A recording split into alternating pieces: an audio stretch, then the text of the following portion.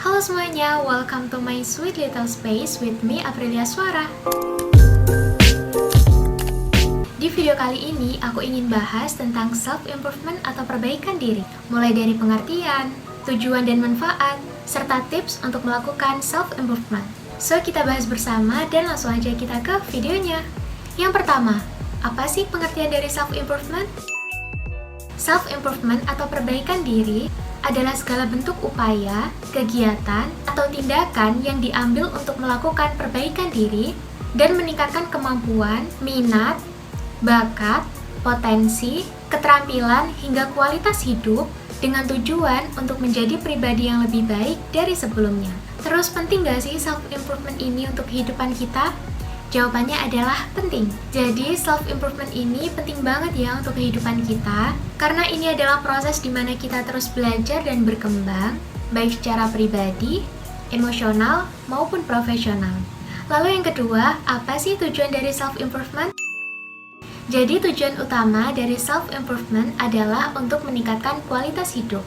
Upaya ini dapat mencakup peningkatan keterampilan, pengetahuan, dan kemampuan dalam bidang tertentu, seperti membaca lebih banyak buku, mengikuti kursus, mengembangkan kebiasaan sehat, atau mengasah keterampilan interpersonal. Dan self-improvement ini juga melibatkan pengembangan sikap mental yang positif, seperti ketekunan, ketabahan, motivasi, dan ketahanan emosional untuk membantu seseorang mengatasi rintangan, mengatasi kegagalan, supaya tetap termotivasi untuk mencapai tujuan hidup mereka.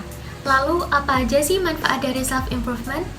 Manfaat dari self-improvement antara lain meningkatkan kualitas hidup, mengembangkan potensi diri, meningkatkan keterampilan, lebih mengenal diri sendiri, berdamai dengan kekurangan, dan meningkatkan rasa percaya diri.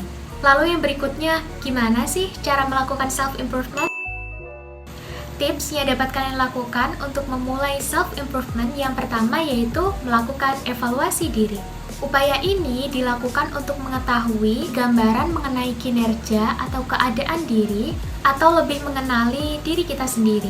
Dengan begitu, kita akan lebih mudah memahami dan mengetahui apa yang perlu diperbaiki dari diri kita. Yang kedua, membuat rencana tindakan, yaitu kalian membuat apa sih rencana yang ingin kalian lakukan ke depannya, misalnya mengikuti kursus bahasa Inggris, memperbaiki keterampilan komunikasi, atau mengembangkan kebiasaan yang lebih produktif. Yang ketiga, mengubah kebiasaan dari mulai hal terkecil. Sederhananya yang bisa kita lakukan yaitu minum air yang cukup, serta sarapan setiap pagi. Keduanya memang bukan kebiasaan yang drastis, tetapi dengan sarapan dan minum air yang cukup, kita akan lebih berenergi untuk menghadapi hari. Jadi, jangan pernah sepelekan hal kecil ya, karena mulai dari hal terkecil itu bisa berdampak besar untuk diri kita. Yang keempat, menghentikan kebiasaan buruk. Kebiasaan buruk ini antara lain suka menunda pekerjaan, begadang, telat makan, atau bermalas-malasan sepanjang hari. Kalau ini agak susah ya. Yang kelima yaitu move on. Move on di sini bukan selalu tentang pacar atau seseorang ya, tetapi juga dari kebiasaan atau suatu hal yang buruk, misalnya yaitu move on dari circle atau pertemanan yang toksik.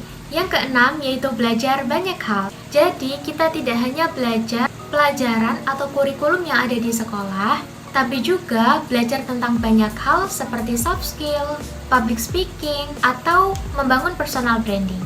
Yang keberapa ya?